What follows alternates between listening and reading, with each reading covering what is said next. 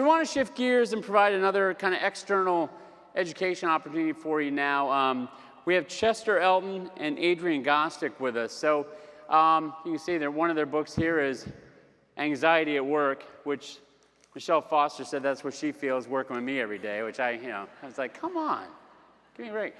But now one of their favorite, they also wrote The Carrot Principle. They also wrote Leading with Gratitude. And when I read Leading with Gratitude, it just really made me reflect on how all of us have an impact on the people that we lead each and every day.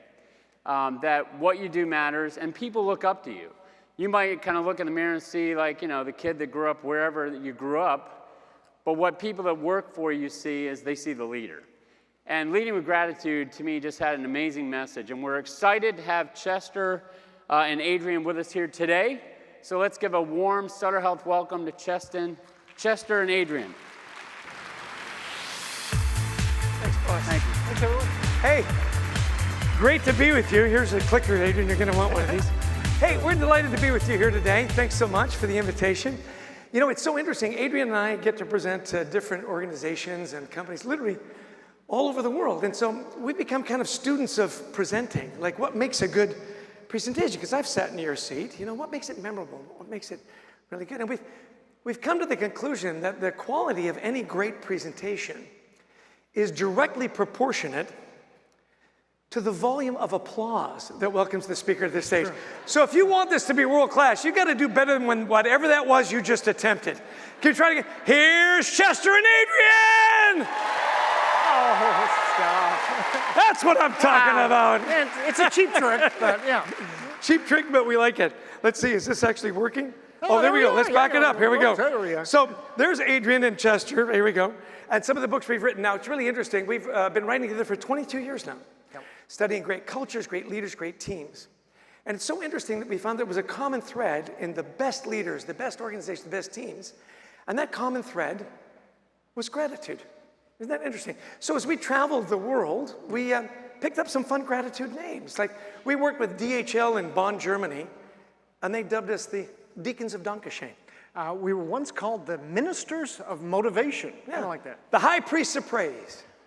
One of my favorites was the Dalai Lamas of Workplace Trauma.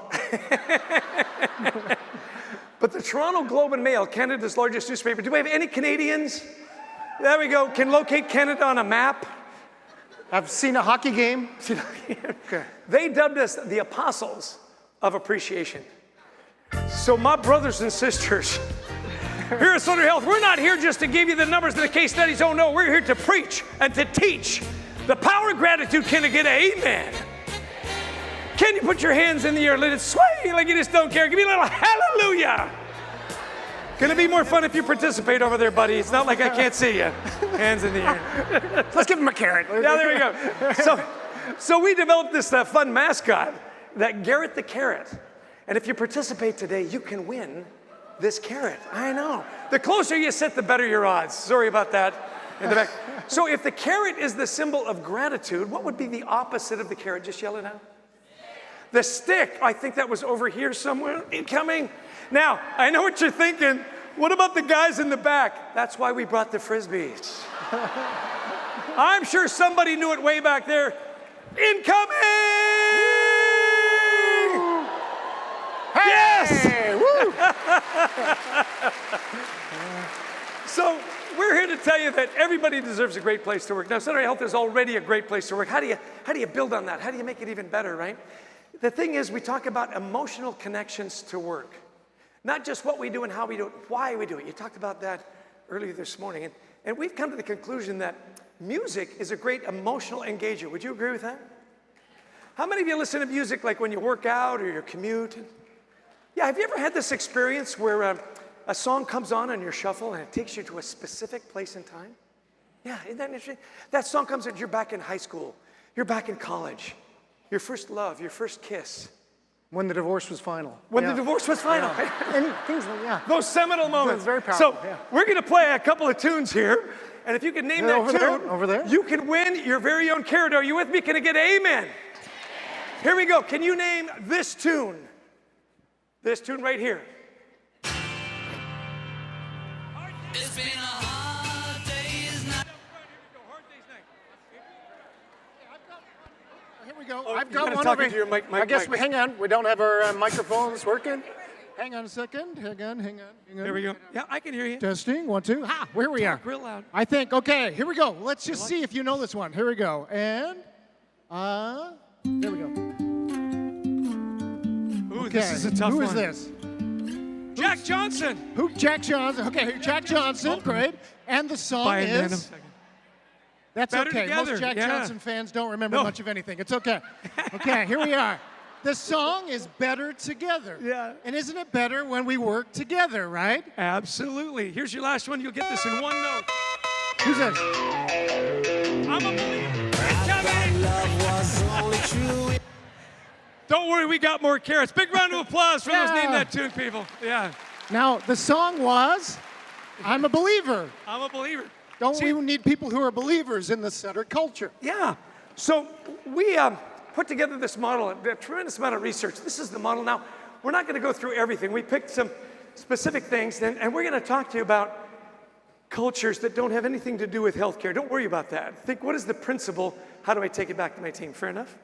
Yeah. So it's kind of interesting. We said, what is an all-in culture? It's a place where people believe what they do matters, and they make a difference.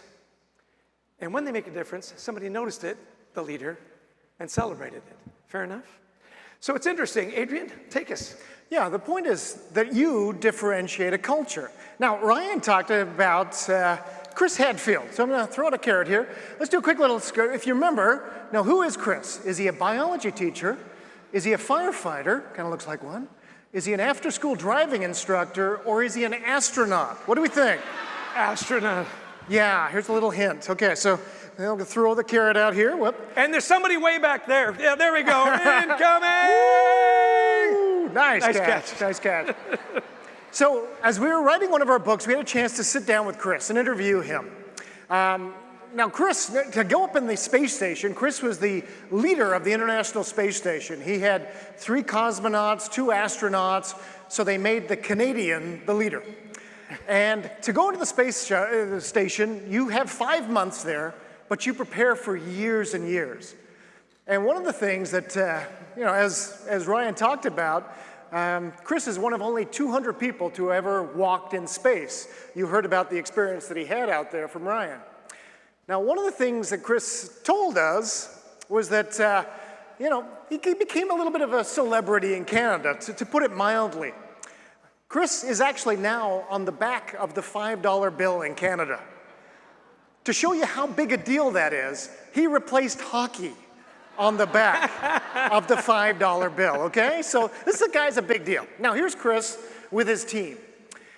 Now, instead of mostly when a space station leader brings his team together, they typically come to space station NASA headquarters, and they work together for a few years and they go. But Chris didn't do that. He knew that he would be working with this diverse team, so he went to Russia. He lived in Russia for a year, learned Russian. He didn't live in a hotel, he lived in state housing. He got to know his people. He went and worked with them. And he had guys that were age 20 up to age 50. They were a little diverse. They were from different countries, different backgrounds. He wanted to know their stories. He moved to Texas. He learned about his people who had from the US and what they were like. He got to know his team before he went. Now, one of the things that Chris said was that, look, when you go up in space, you remember the movie Gravity with Sandra Bullock. In the beginning of that movie, he told us, he says, you remember Sandra kind of disobeyed mission control for just a moment. He says, we would never do that because our lives are on the line. He says, before we go into space, we memorize binders and binders of rules. It's rules after rules after rule. And we have to memorize those. And we have to wake up in them 3 a.m. and recite them. And so our team were sitting around one day before we went, and we were doing a lot of things that we weren't supposed to do, like role-playing what would happen if we lost one of our family members and we were up there. We did a lot of really personal things, which Chris led. But one of the things, they decided, let's come up with a rule of our own. And their rule was we're going to do one kind, unsolicited, random act of kindness for every other member of the team every single day. So maybe it wasn't my turn, but I would help make a meal, or my fellow cosmonaut had to run off to duty, and I would help straighten his bunk. We would look for things for every other member of the staff every single day. Now that was their unwritten rule. So a couple of things that Chris did there. First off, he knew their stories, right? He got to know who they are and what was driving them. And they also came up with an unwritten rule in their team, that it was one random act of kindness every single day. Now, this may not work in your team. The first part, for sure. If, I write a column in Forbes, and a few years ago, if you'd have asked me what are the great leadership characteristics we all need, we would have talked about vision, execution, communication. Today, it's really one thing. It's empathy. Do you know your people? Do you know what they're going through? Do you understand their struggles? Because the days where we used to leave our personal lives at the door are long gone. Now, the second part, what's your unwritten rule within your team? Every great team we have studied has these. It's the little things that differentiate the best teams we have found in our work. So, how large has our study been as we've written Leading with Gratitude? Let me just kind of throw these out for you. I'm going to pick on one of these young folks here. Was Leading with Gratitude in all of our work? Can I pick on you here? And your name is? Haley, okay, she looks really excited about this. Okay, so Haley was Leading with Gratitude based on a 10-year study of 850,000 people, an 850,000-year study of 10 people, or did we just watch the TV show The Office for half an hour and write a book? What do you think, Haley? Oh my gosh, so much pressure. So much pressure? A is exactly right. Let's give her a round of applause. Yeah. Now, if you remember your stats class from university, this gives us a margin of error that's in a fraction of a percentage that basically helps us understand how do some leaders get their teams engaged and where are some leaders maybe missing the mark? Well, this is what we found. Now, for years, we've all been talking about employee engagement. You probably could all recite it to me. A Boston College professor came up with this term back in the 1980s. So we are now 40-odd years into knowing about employee engagement, and yet employee engagement rates don't rise. Why? Because what we found in this research that we have done is that people in high-performance cultures are not only engaged, but they're also enabled and energized. Let me explain these terms. Now, first off, engagement means I believe in the Sutter values, the mission, all those wonderful things that Warner talked about earlier. We're making the world a better place. Great. I'm willing to take on an extra shift or do a little bit more. I'm willing to try new things, try change if you ask me to, because I believe. But enabled means that I feel supported. It's bigger than empowered. Now, if I'm engaged but not enabled as one of your staff members, it's a little like a hamster spinning on a wheel. I got nowhere to go. And this is what we find when we do research with healthcare, is that a lot of people don't feel like they can be as enabled as they want to be within their jobs. They don't know what they can do to wow a patient or their family or those people that are worrying about their loved one. The other idea is energized. Now, we're seeing this a lot in healthcare with the pandemic. Of course, you know this, no surprise. 2 years in, now 3 years in, energy levels have just ebbed. In the best organization, there's a great sense of drive we talk about mission more than we ever have before. And we think, well, in healthcare, everybody knows what we do. They know why we do it. But no, we talk more about that. Now, here's what we found. So 23 countries in our survey, all these hundreds of thousands of people, here's what we found. You want me to be engaged, whether I'm working in your lab or I'm one of your nurses or wherever I work, facilities, et cetera. You first off have to make me feel like I have the opportunity to do my best work every day. I have the opportunity to grow and develop, and somebody cares about my well-being. Who is that person? The boss, exactly right. It's the boss who cares about me. The second is trust. I feel trusted. I trust my boss. I trust our products and services, et cetera, right? We trust each other. This is not just a silo. I trust other people in other departments. I'm not criticizing those. One of those X-rays going to get here, et cetera. We're working as a team. It's one Sutter. The last one was a surprise. Willis Towers Watson did this research for us, and they'd never seen pride before so high. But this is what we're seeing lately, is that I want to feel proud. When I see that Sutter logo, I know we stand for something important here. So how do you get these? This is where we go back into the data further, And we find if you want to drive pride, you have to create something we call alignment. In other words, if I work at Intel, right, Grace? It's about innovation. If I work at Nordstrom's, it's about customer service. What matters most here at Sutter Health? That's what our people need to hear. The problem is, as we did these surveys, less than half of people said that they were able to identify what really mattered most in their teams because everything mattered the most. And when everything matters the most, nothing matters. What's the number one driver of trust? It's communication. You come away for a full day like this, you go back and you say nothing, everybody starts to worry. Oh my gosh, something must be happening. That's the new CEO, there's something. We start to fill vacuum with worry as people. And the number one driver, the reason we brought the carrots today, the number one driver of opportunity and well-being is gratitude. How much appreciation are we showing to our team members? It's not only the number one driver of opportunity and well-being, but the number two driver of pride, the number four driver of trust. It just makes everything better. Now, what does it mean to be enabled at work? Now, in your departments, you have so many different departments here that I'm not sure, but let me give you an example. I don't know if anybody's got an Apple product. You've been to the Apple store recently. Okay, great. Lori's raising up her Apple phone here. Yeah, we've probably all been to an Apple store. Now, what's interesting, my son, when he was 16, his iPod stopped working. Remember when we used to put all our music on the iPod? And so off we go to the Apple store, go down to the mall. We walk in the front door, and there's a young guy in his blue shirt. Maybe he's 24, 25 years old or so, and he takes the iPod from my son, and he goes, this thing's a couple of years old. He says, it's probably seen its last days. And as he was playing with it, he actually dropped it on the ground. He goes, oh, shoot. He says, I'll go get you a new one. And we went, no, seriously, you don't have to get us a new one. It wasn't working like from there to there. And he says, no, that's the rule. So 45 seconds later, he's back with a new $200 iPod that he hands to my son, whose jaw has dropped open. You know, at that moment, were we customers for life? Absolutely, right? In fact, the next day, I called up my partner here, and what did you say? I said, man, that's an incredible story. You should go back to that same Apple store, find that same kid, and hand him your laptop. But even if you grease it up, apparently it doesn't work. But now, you think about this. You know, as students of leadership, we thought, look, you know, this guy was not the boss. He was back in 45 seconds, so he didn't have time to ask a manager. He was trained in what to do. He had the tools and equipment at his disposal. He was enabled.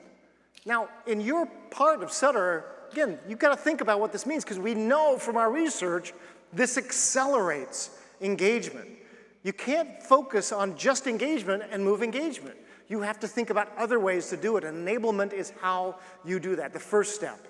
The other is making sure your people feel energized. And again, we talked about this. This is the idea of work-life balance is huge, but driving that mission. Why do we do what we do here at Sutter? So one of the organizations we've had a chance to work with and study over the years is WestJet. WestJet has grown EBITDA, their measure of financial success, by 3 times the industry average, the other airline industry average. Yet they don't pay higher wages. As Warner says, you can't pay our way to get through the labor shortage. What they're doing is by making a really engaging organization. They're making it very energizing. Their mission, though, says nothing about transportation. It doesn't say anything about moving people safely from A to B, because they say, look, that's the ticket into the game. If we can't do that, we won't be an airline. So their mission talks about memories. So if you're flying your family down to Orlando to go to Disney World, we're creating a memory for you. If you're taking your team to New York for a business meeting, we're creating a memory. Memories can be good, memories can be bad, and we want to create positive memories. So recently, they sent out this little holiday video. By the end of the week, this has had tens of millions of views. So watch the faces of the WestJetters as I play this. Here we go. 'Twas a night before Christmas, and all across the land, the good folks of WestJet had a miracle planned.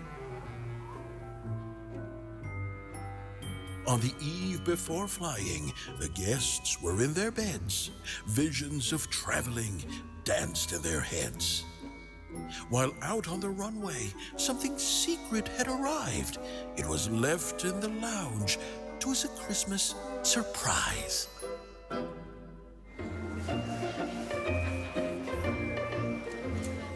Oh, hello there! Is that Cohen? What are you looking for Christmas this year, Cohen? A choo-choo train? And what would Mommy and Daddy like for Christmas? Big TV. What I need is new socks and underwear. An Android tablet. Some Santa boots. While the guests told their Christmas wishes to good old St. Nick, WestJetters took notes and got ready to shop quick. It was a great rush with the 2 flights in the air to get all those presents. Not a moment to spare. Same bells ringing, there's children singing tonight. Santa's coming to town, he's coming tonight. Okay, Thomas, let's get.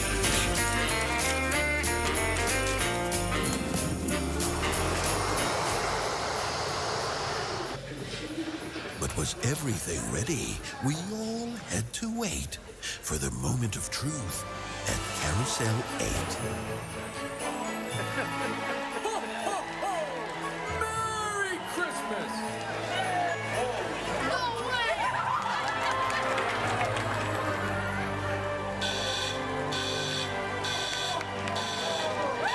Where's the Hughes family?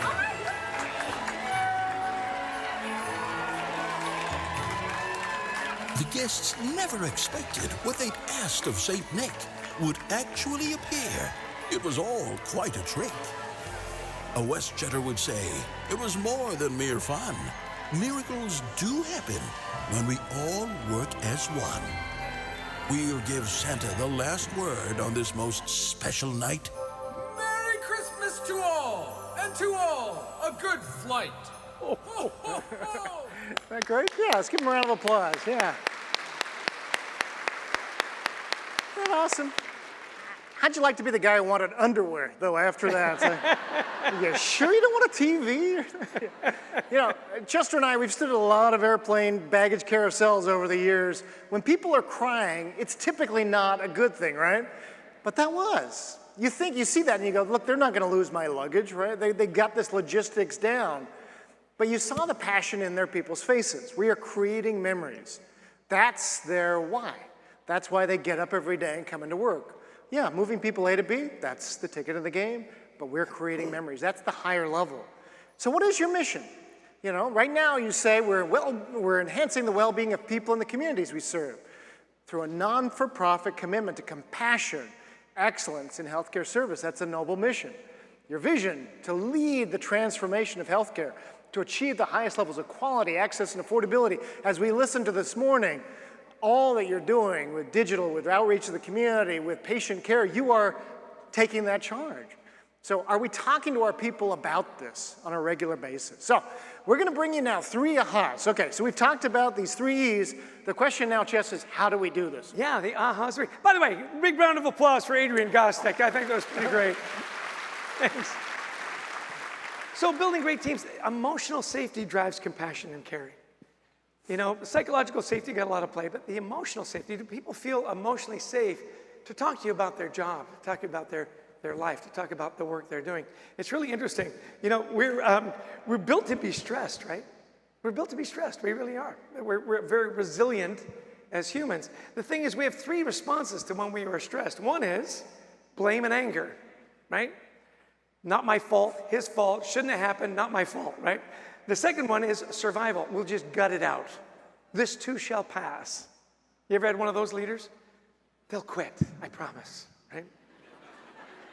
The third one, though, is what are we to learn? You know, that's back to the Stoics, right? This opportunity, this crisis. What do we learn? How do we grow as leaders? Great leaders are built in times of stress and trial, right?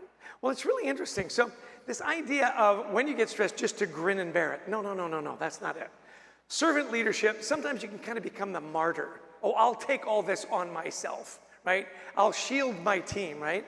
You need to practice what we call emotional fitness for yourself as well. You've often heard this, right? Put your own oxygen mask on first. Take care of yourself so you can take care of your team. Now, some interesting research. Mental health has become such a big issue. You know, you see it all over. Pre-pandemic, it was a big issue. And then the pandemic, it just skyrocketed. Here are some of the numbers I thought you'd find interesting. 2018, pre-pandemic, 18% of workers said they were living with an anxiety disorder. Now, a disorder is, I can't do my job. Everybody's a little bit anxious, and sometimes, you know, that's a good thing. We were anxious before we came up on stage, right? Get your adrenaline flowing. A disorder is, I can't do my job. About 1 in 5. Look at this, 2023, that jumped to 30%, a third of your workforce. And you look at those, the young people that are coming in their 20s, 42%. That's a huge number. Now, Adrian and I grew up in Canada. I've been living in New Jersey now for about 30 years. Any Jersey folk? Well, that's disappointing. Yeah. We would say that number is huge. You know what I'm saying? I'm getting huge. That's okay. Some of the jokes are just for me. You don't have to laugh at it. 42%. Now, look, retention. You know, you talk about, hey, we bring them into Suter, we want them to stay. Look at this. 50% of millennials, 75% of Gen Z said they have quit a job due to mental health reasons. And the question is, why? Why would they quit? Okay, here's the number. I'm going to give you a chance. The young woman right there in the white coat, just look at me here. This is your skill testing question. What percent of staff members say that they would feel safe in talking to their boss about mental health? Give me a percentage, not a number. What do you think it is? Yell it out real loud. 20% is high. Guess again. 10% is exactly right. Incoming. Good for you. Big round of applause. 10%.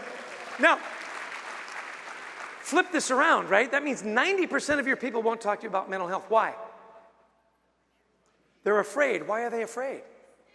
Stigma. Who said stigma? You know, I think I could throw a carrot that far. Incoming. Yeah. See, I'm a New York Jets fan. That's pretty much our passive. See, everybody knows the Jets Yeah, suck. see, it's a good joke. Right. Yeah. So, right, it's the stigma. I'm afraid that if I talk about mental health, that they're going to think I'm weak. I won't get the next promotion. I won't get the next, raise. Well, how do you deal with this as a leader? 90% won't talk to you about it. There's a stigma around it, and yet you know it's important. It's going to be really key to engage, enable, and energize your people that they feel safe to talk about that issue. Well, 3 things. If you're going to take a screenshot of this right now. Normalize, destigmatize, and empathize. You got to normalize the conversation. It's normal to feel stress and anxiety.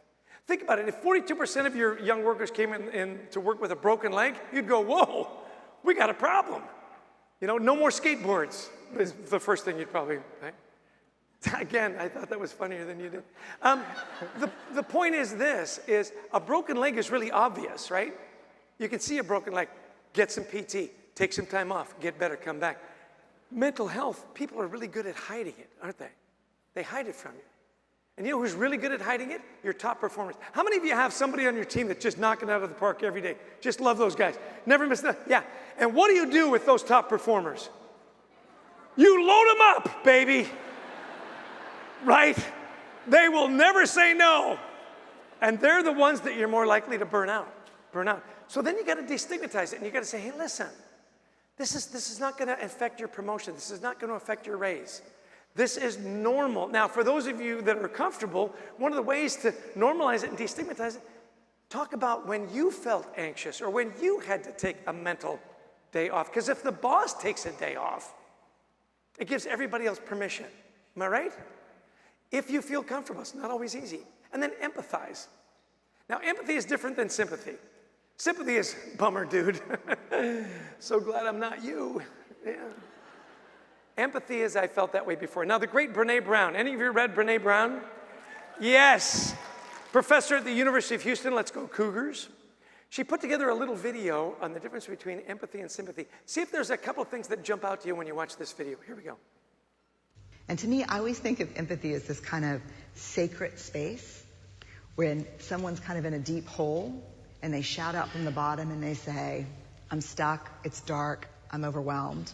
And then we look and we say, hey, you climb down. I know what it's like down here. And you're not alone. Sympathy is, ooh, it's bad, No. You want a sandwich? Empathy is a choice, and it's a vulnerable choice, because in order to connect with you, I have to connect with something in myself that knows that feeling.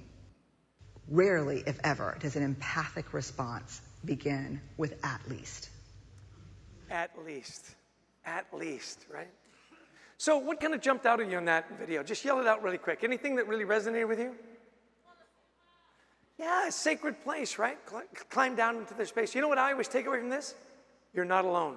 Is that a powerful message for your people? Absolutely, you are not in this alone. We are here for you, right? We are here for you. Now, how do you spot it if they're really good about hiding it? Again, if you can take a screenshot of this. Changes in behavior. Now, anybody can have a bad day. I get that. Somebody who never loses their temper starts losing their temper. Somebody who always participates starts to pull back. Somebody who's never late starts showing up late. You know, look for those things that maybe are persistent. There's something going on there. Now, this last bullet, the last thing you want to do is go up to somebody and say, you know, I was at this, retreat, and there was a guy talking about anxiety at work, and you check all the boxes. You're anxious, aren't you? Absolutely. And I know it was kind of traumatic for me to call you out, so there's your carrot. Yeah. Right? So you say, how do you do it? How do you start the conversation? We talked to a lot of therapists. We talked to a lot of, people that deal with this every day. And they said, start the conversation with, I noticed. Hey, you know what? I noticed that for somebody who's always on time, for some reason you're starting to show up late. Is there anything I can do to help, right? I've noticed. See, when you say I've noticed, it gets translated into your team members as you care. I notice means I care. And you start to peel back the onion. And that creates emotional safety. A state in which people can do their best work in a team where everybody feels included and their voices are heard. My voice is heard. Now, here's the thing. Few things cause more anxiety than the unknown. Number one cause of anxiety, uncertainty. So if you can answer these 3 questions for your team on a regular basis, where are we headed as a company? Warner did a great job. Here's where we are. Here's where we want to go. 2030, it's mission possible. Everybody counts. Let's go, right? And we all raise our hands and go, amen.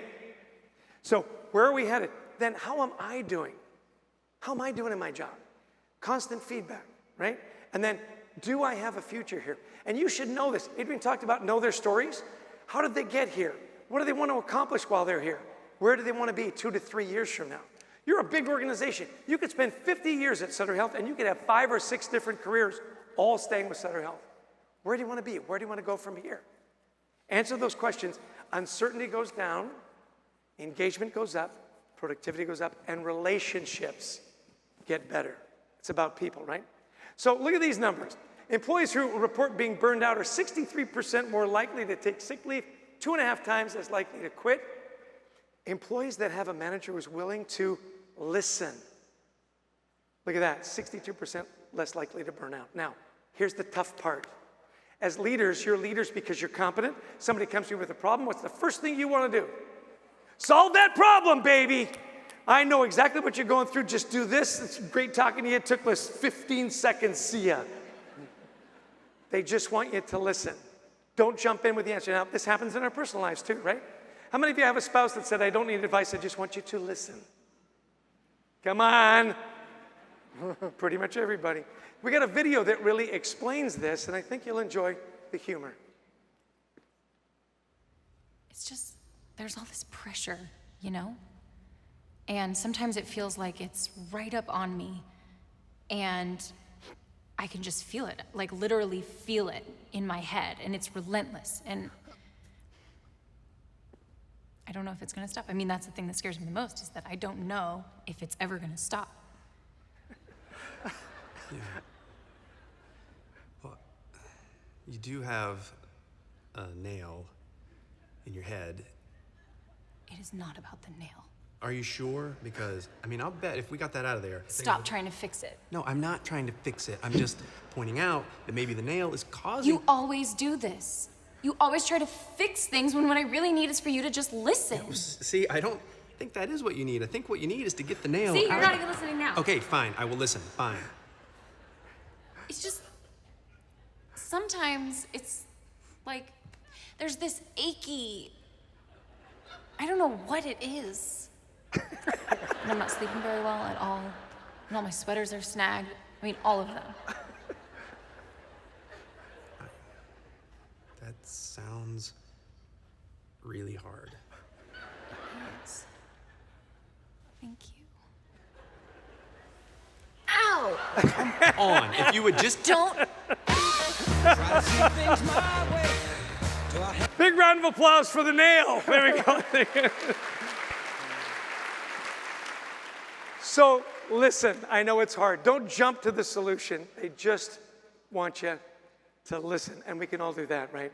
Adrian? I love that, yeah. Yeah, that sounds really hard, goes a long way. Yeah. So if the first idea is to be more empathetic than we've ever been before in driving this compassion that we're looking for in our workforce, because our staff members will never be as compassionate as we want to patients if we're not compassionate with them, the second point we found in healthcare that's especially important is that every conversation you have with your people is about their development. It's an opportunity to develop them. So we'll get a quick little quiz here and yell out the answer when I. What's the second biggest cause of employee dissatisfaction in US workplaces? Number one, we find, is that nobody ever says thank you. Nobody ever appreciates the hard work that I'm doing here. But what's the second biggest cause? Okay, is it not enough parking spaces, bad Zoom connections, is it coworkers' personal hygiene, or is it being left in the dark? What do we think? Left in the dark is exactly right. I tried to get it to you, sir, but yeah, it's being left in the dark, right? I don't feel included. Now there's different parts of this we're going to talk through. So I'll give you a couple of different healthcare examples as we go on this. We had a chance once to work with Texas Health Presbyterian Hospital in Dallas. Britt Barrett was the CEO for about 5 years. He's now a professor at the University of Texas, and he really turned this organization around. Now, this is a faith-based hospital, so they can get away with this, but they called the second hour of every shift their Sacred 60. That's 60 minutes. Well, here's Jessica Broussard, who's Director of Inpatient Rehab Services there at Texas Health. And she said, in this hour, she says, as managers, we're not supposed to be on email or the phone. We use the time to be out with our staff. And we asked them questions, and they had a list of questions that they would ask. Hey, how's everything going? Is there something I can do for you? Is there any barriers that are making your job harder? There were a list of questions, she said, that we would ask. Now, as we interviewed people after years of this practice that they didn't give up on, the second hour of every shift, managers would do this. This is what they saw. They increased their HCAP scores, they became a magnet designation. But look at this, staff engagement rose, measured by Press Ganey, from 51% to 93%. They saw a $250 million increase in revenue. And as I had a chance to interview people, they said over and over again, the difference was that Sacred 60. We had a time, our people knew that we were going to be with them. No closed doors. Many of us would leave our phones if we could, even in our offices, and we were with our people, focused on what their needs were. Now here's one of the issues though. Part of this involves giving feedback to your people, tough feedback sometimes. Now I mentioned that I write for Forbes. Here's what we found at Forbes. 9 out of 10 managers say, I avoid giving constructive feedback to my staff. Why? Because they're just gonna get worked up. They're not gonna understand, it's gonna be a whole thing. And yet 65% of employees say, I feel shortchanged. I'm not getting the feedback I need from my manager. We have thicker skins than my manager thinks. What we find is feedback, first of all, should not be in a culture of attack. Now, one of the things that we have to remember is that sometimes we think, okay, I'm gonna give you feedback, and nobody goes, oh, goody, right? It's not a positive thing when somebody says that.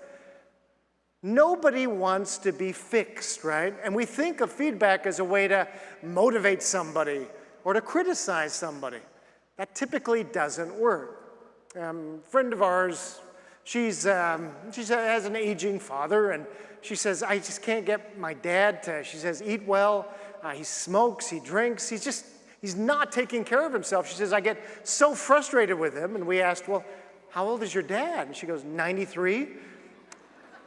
At this point, maybe just let dad be dad, okay? I don't think you're gonna change him. Because here's the secret of life. We've been studying human behavior for 20 plus years, is you will never change anybody who doesn't want to be changed. Not your spouse, not your kid, not your parent, if they don't want to improve themselves. The point is, none of us want to be changed, but we all want to grow.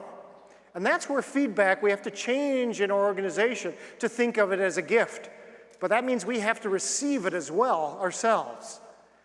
And receiving and giving feedback is a necessity if we want Sutter to grow and do all those wonderful things that Warner outlined this morning. We have to be willing to listen ourselves as well. So the question is, let me back up just a hair on this.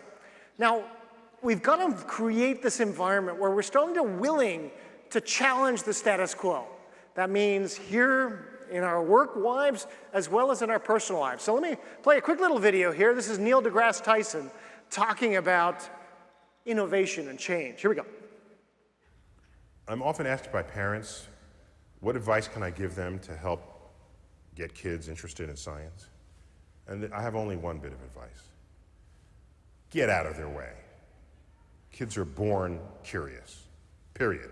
I don't care about your economic background. I don't care what town you're born in, what city, what country.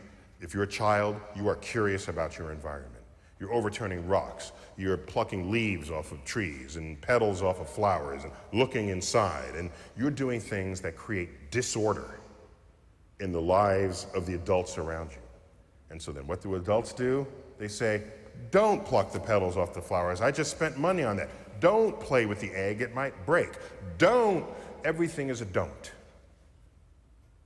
We spend the first year teaching them to walk and talk, and the rest of their lives tell them to shut up and sit down. So you get out of their way. You know what you do? And you put things in their midst that help them explore. Help them explore. Why don't you get a pair of binoculars? Just leave it there one day. Watch them pick it up and watch them look around. They'll do all kinds of things with it. For me, at age 11, I had a pair of binoculars and I looked up to the moon. And the moon wasn't just bigger, it was better. Isn't that great? Anybody feeling a little guilty as a parent, though, about now? Okay. Yeah. So how are you removing roadblocks to innovation for your team? How are you having these kind of conversations? What are the binoculars you're putting in the way of your folks? Where they look at things maybe in a different way and challenge that status quo. So let me give you an example. A good friend of ours, Quint Studer. Some of you know Quint. He's now become a guru in healthcare. But years ago, when we met Quint for the first time, he was the CEO of Baptist Hospital. So what we watched was how this new administrator came in to this new hospital. And one of the things that you get when you're the administrator of a hospital is that you get to park right out front. There was a nice little spot that said administrator. But Quint said, I didn't park in that. I realized a lot of our people were walking from like a couple of blocks away. He says, I parked in the furthest lot. And I walked in and I started talking to people as we were coming in. And I would say, hey, I'm Quint, I'm the new administrator. What should I do today? And he says, from the way they were looking at me, they were thinking, have a drug screen? But he said, no. Eventually, people started kind of opening up. And he says, finally, a few days in, one of the nurses said, she says, look, Quint, she says, if you're serious, I park in this far lot every day. It's a bad part of town. By the time my shift's over, it's going to be dark. Those bushes over there haven't been trimmed in a long time. There's no lighting. She says, it's scary. Do something about that if you want to do something. He says, so that day, he says, I canceled my meetings. I went to maintenance. We canceled everything they were doing, and we went out. And he says, I brought the engineering team out, and we set up some lights. We trimmed the bushes. We did everything we could. We even set up a little fence as a perimeter. He says, do you think that story spread? He says, the next day, I had a line of people waiting to talk to me as I was going in because they knew that I actually would listen. Now, I couldn't do everything, but I would talk to people and I would get back to them. This is why we can't do that, but I've thought it through. I've talked with my leadership team. Very simple kinds of things, right? You try and do. Now, look, here's their success story. They went from the 9th percentile in patient sat under Quint to the 99th. Employee turnover decreased. They were named 100 best places to work over and over again. Good things happen when you start to listen to your people, especially about where they want to go in their careers. A lack of career development, according to global data, has now replaced pay as the reason why many people leave an organization. They just don't feel like they've got a place to grow. And as you said, with 50-odd thousand people, with all the physicians, 60-odd thousand people in this organization, there should be ways for everybody to grow and develop. Now, here's what we find in our research. What do Gen Z and millennials look like? Well, almost 9 out of 10 say I highly value development opportunities. I want to grow. I want to learn. And yet, only less than 4 in 10 say I've learned anything new in the last 30 days. So we're not giving our young people the kind of opportunities they want. Now, I was with Microsoft recently, which was losing a lot of their younger people. They would hire these new hotshot programmers or marketing people, et cetera. They would come into Microsoft. They would get Microsoft on their resume, and within a year or two, they would leave. And they actually have since cut their millennial 20-year-old turnover in half by doing this simple thing. They have what they call aspirational conversations every month with their people. This is something a manager can do. You can't give people big, huge bonuses or raises, or you can't give them a better dental plan, but you can help them with their careers. So this is what happens in these Microsoft meetings. The manager plays the role of coach. In fact, in many of their locations, they've changed their managers' titles to coach. The manager sits down, the coach sits down with their employee every month and says, look, this meeting's not about projects, it's not about personality issues, it's about where do you want to grow in your career. I'm here to listen to you, but you've got to share your aspirations. I'm here to help you grow, but you've got to seek growth and opportunities yourself. Is there some training that you want? Is there a cross-functional team you want to work with? But I'm going to define reality. Maybe you say, I want to be the CEO. Great. I'm going to define what that means and how you get there, but you got to accept reality. I'm going to be honest with you and share feedback, and you've got to embrace that feedback because it's coming from a good place. I'm not going to be critical, but I'm going to be honest. And I'm also going to use what we call a balanced approach, which means I'll worry about the organization and your career, and I need you to do the same. Worry about your career and the organization. Now, do you think people come excited to this meeting? Yeah, because it's about them. It's the only meeting, really, that's about them that they go to every month. Now, Chester and I, we wrote a book called What Motivates Me, and we created, with a team of clinical psychologists, an assessment that helps pump out what you're motivated by. So before we came, we pulled off everybody. We've surveyed more than 100,000 people this assessment. That takes about 20 minutes, an online assessment, and it helps to understand what you're motivated by. And we pulled all the 20-year-olds, 20 to 29-year-olds. What do you think is most motivating to somebody in their 20s? Yell it out. Money. Okay, what else? Time off. Great. What else? What was that? Belonging. Being wanted, belonging. Love that. Okay, good. So this is what we found. Now, there's 23 human motivators. We found everything from teamwork to money to belonging, etc. Here's what was most motivating. Now, this is top quartile. So of 23 motivators, these fell into the top quartile. Impact fell in the top quartile for, let's call it 7 out of 10 people in their 20s. I want to make a difference. Healthcare, it's even higher, as you could imagine. Now look what's the second highest, learning. I want to learn and grow, 6 out of 10. Again, just as high in healthcare. But this one was surprising to us. The third highest of 23 motivators was family, that idea of time off, time to be with my tribe. I want my family to be proud of me. Now look at least motivating is autonomy, not for you. If I'd have surveyed all this room, I would guess that most of you would have autonomy pretty high, but not when you're in the 20s. In fact, as we were doing our surveying, one young woman who's in her 20s, she said, autonomy, she said, that's terrifying. Why would I want to work alone? I want to be coached. I want to work in a team. Now, you mentioned money. Now, this is what's interesting. Money came as the bottom motivator for people in their 20s. It's not that it's not important. In fact, 10% have it as their top motivator. But the other 90%, it's lower. Why? Because as we do our behavioral research, we find that money is more of a satisfier than a motivator. So if I'm not making enough, I'm probably going to leave. If I can't pay my student loans and my rent and car payment, I'll probably leave you. But if I'm making enough, there are other things that keep me engaged. Like, am I making an impact? Am I learning? Do I have time for my family? Are they proud of what I'm doing? etc. We call this a threshold issue, money. If you're across the threshold, you're making enough, then there's other things that are going to be more important to you. Now, as we get older, you see some of our motivators change. But what we do is if we're in our 40s, we tend to think everybody's like us. If we're in our 60s, we think everybody's like us, and they're not. People are driven by very different things. You look at autonomy and how that grows. 4 out of 10 people in their 60s have it as a top motivator, only 15% in their 20s. Look at recognition. How important that is for about a third, a top motivator, top quartile for a third of people in their 20s. By the time we're in our 60s, less than 1 in 10. You don't need to be telling me I'm doing a great job every day. I'm okay. Younger in my career, it's much more important. The point is, don't judge too quickly. Hey, kid. You got to get down. Come on.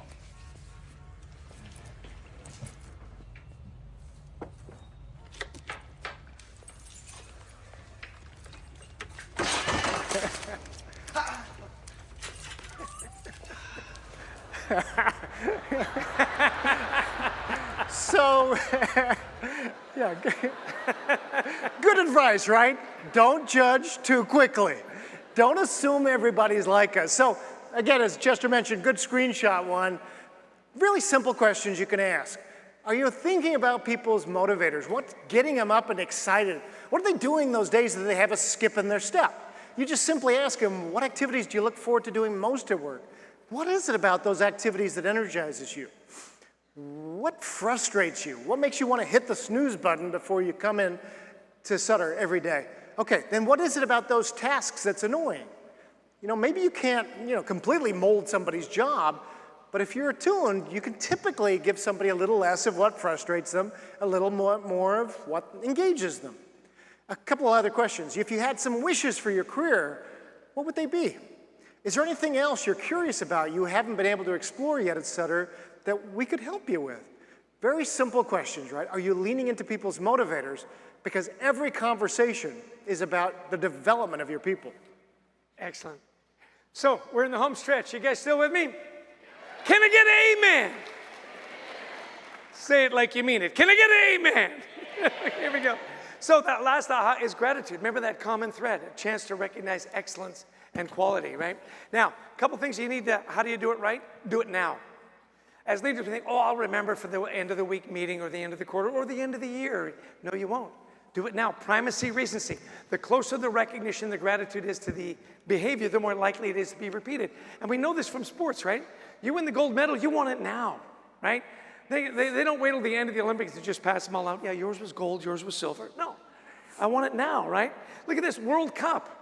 You know, we have a good friend who lives in Germany. He sent this picture to us. The German team celebrating the World Cup. He said, that's a miraculous picture. Why, Adrian? Why is that such a miraculous? Because you got 11 Germans smiling, At the same time. Not enough Germans in the audience. Yeah, we do it now, right? End of the Super Bowl, you get the Gatorade bath. Boosh. Do you think the coach enjoys that? Yeah, why? What does it mean? What? They won. They don't do that for the losing coach. It's, hey. Or, 2 weeks later, the team sees the coach at the mall. Hey, coach, no. It's now. It's now. Primacy, recency. And do it often. Now, sometimes we get some pushback on this. So let's do a little survey here. Raise your hand. How many of you think you can actually get too much recognition, too much gratitude, just loses its meaning? Raise your hand. How many, not enough, you can't get enough? How many of you, don't vote? You really are Americans, yeah? Okay. Just kidding. Just kidding. Funny, because it's true. I think we know this in our personal lives, and then we come to work and we forget. So another survey. I hope you'll participate. You don't have to, but raise your hand if right now in your personal life you consider yourself madly in love. Madly in love, raise your hand. Happily married, madly in love. Okay, so she's wearing a gray sweater, hand up. Yeah, you stand up really quick, right there. You, yeah, stand up, and come on up to the stage. Give her some encouragement. Here we go. Yeah, and we're kind of tight on time, so pick up the pace. Yeah, here we go. Good for you. Yep, that's almost as fast. Hey, here we go. Step up front here. So your name is? Laura Coons. Laura Coons, and you are happily married? I am, just recently. Just recently, how long have you been married? Less than a month. Oh, wow. I know what you're all thinking. Rookie. But you've been together how many years? 10 years. 10 years. 10 years, September. And your spouse's name is? Scott. Scott. Happily married, madly in love. How many times do you do or say something that Scott says, I love you? Every day. Every day. Every day. Sometimes more than once a day? Definitely more than once a day. Definitely more than. Wow. Yeah, that's too much. Yeah, no, seriously, I wrote the book. Pay attention, okay? Yeah. So instead of like every day, not very efficient, I love you, I love you, I love you, I love you. Valentine's Day, that's just made up. See, wouldn't it be more efficient if just like once a year? No, wait a minute. Year-end banquet, you know what I'm saying? I mean, shrimp on the barbie, a little more like, wouldn't that be better? No, I don't married him. You would, whoa, it's a little dramatic, calm down. Yeah. So, why? Why is that not good enough? Because it's never enough. It's never enough. I mean, you like hearing it. Absolutely. Often. Often. Because you're kind of high maintenance. Just a little. I'm just saying, yeah, seriously, I'm just saying what they're thinking. So here's my point. You say I love you to him, he says I love you back. How does it make you feel? Really good. Yeah. Can you hear it too much? You can't. No, the answer is feel great. Yeah, let me coach you up on that. Yeah, you can. I love you. See, in our personal lives, we get it. We come to work and sometimes we forget. See, I love you in your personal life translates to thank you in the workplace. Now, buddy, write that down. It's just thank you in the workplace. You start doing I love you, it causes HR and legal, all kind of problems.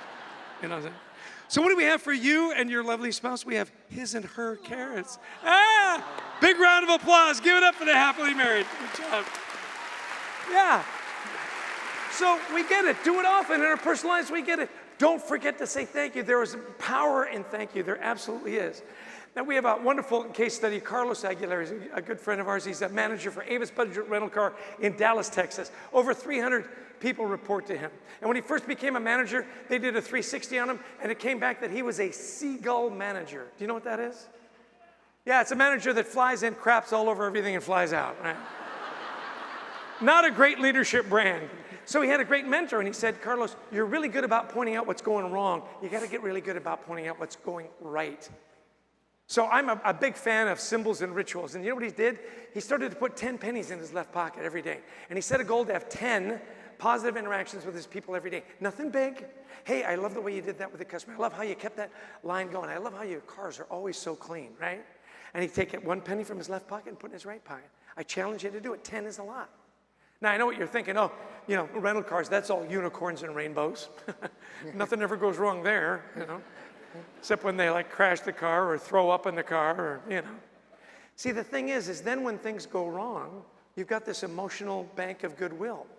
And when he's got to coach his people up, they know he's not there just to beat them up. He's there to coach them up to make them better.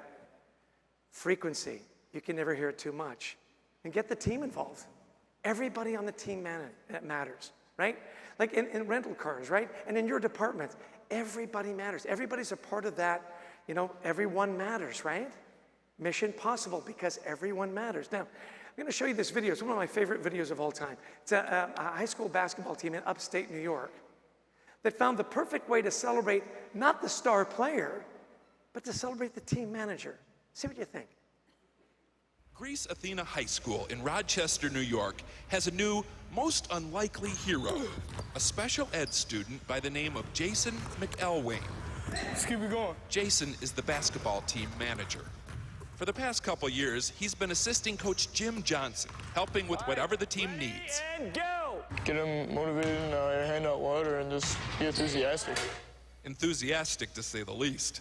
Despite being born with autism, Jason's father says his son has never had a problem expressing himself at basketball games. You know, I was always concerned that he might get a technical and they lose a game because he, you know, start yelling or whatever. Let's have a hard practice tomorrow, all hour and a half, and let's get ready for Arcadia. Let's go. 1, 2, 3, 2. Because he has been so devoted to the team, for the last game of the season, Coach Johnson decided to let Jason actually suit up.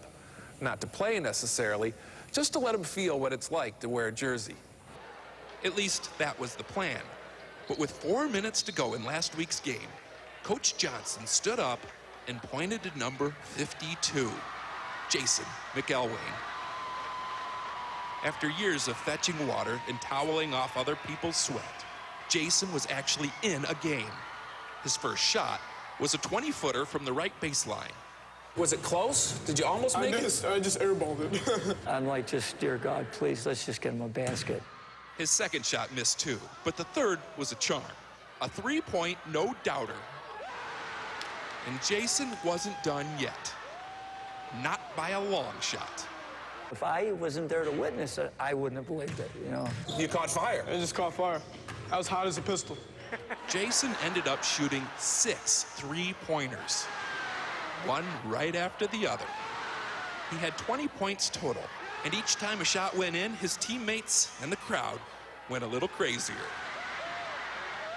His last basket, right at the buzzer, created total mayhem. Because he is autistic, Jason says he's used to feeling different, but never this different. Never this wonderful. Steve Hartman, CBS News, Rochester, New York. Give it up for Jason.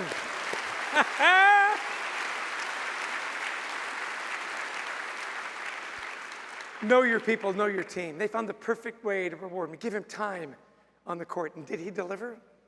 Absolutely. And I keep thinking, man, that is one great coach. And then the sports fan in me kind of kicks in, and I think, you know what? That coach was an idiot. That kid should have been playing all year. He has money from behind the arc. So the question is what can you do to take these principles back to your team?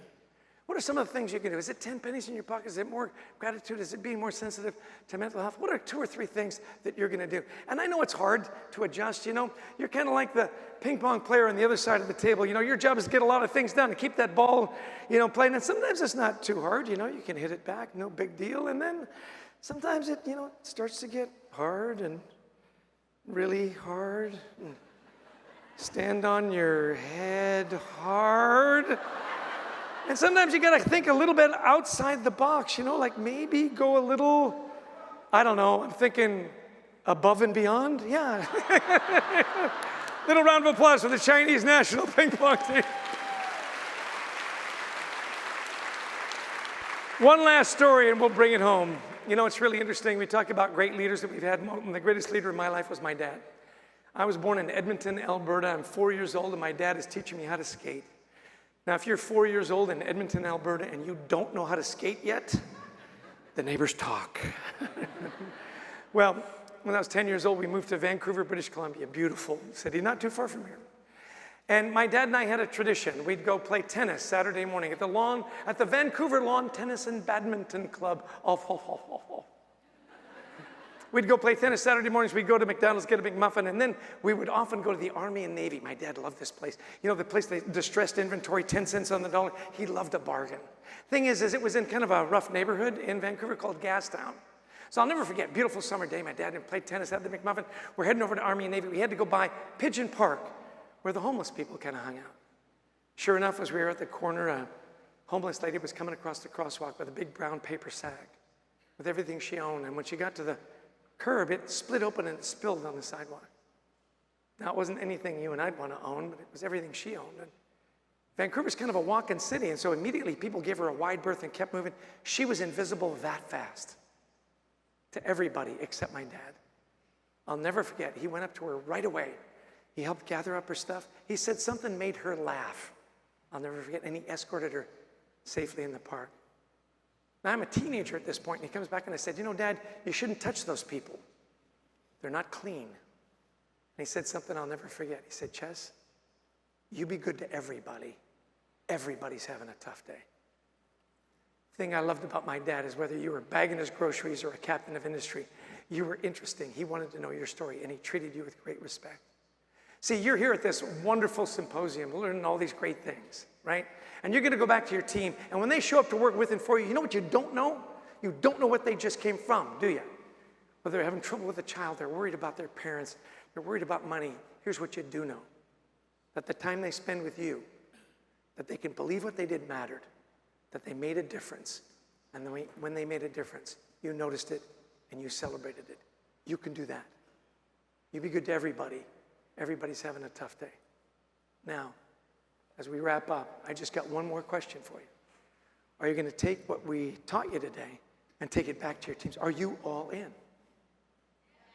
Yeah, see, not the response I was looking for. As the minister of motivation, at the end of the sermon, the preacher asked for an affirmation from the congregation. What does the congregation say? Amen. Can I get an amen? Can I get a hallelujah? I say we are. You say all in. We are. We are. We are. Hey, we got a bunch of carrots. We got a bunch of frisbees. We need some help from the back. Get up here. Come on, Warner. We got a carrot gun. Oh, here we go. Here we go, dude. Woo! Here we go. Way in the back. Over here. Incoming. Here we got more. Yeah, load them up. Here we go. Can I get a carrot? Here we go.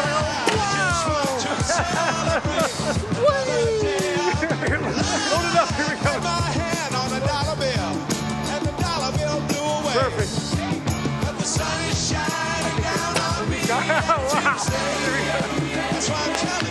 Hey, give yourselves a big round of applause. Thanks so much. Appreciate it. Hey, let's give it up for the AV guys on the cameras and the screens. AV!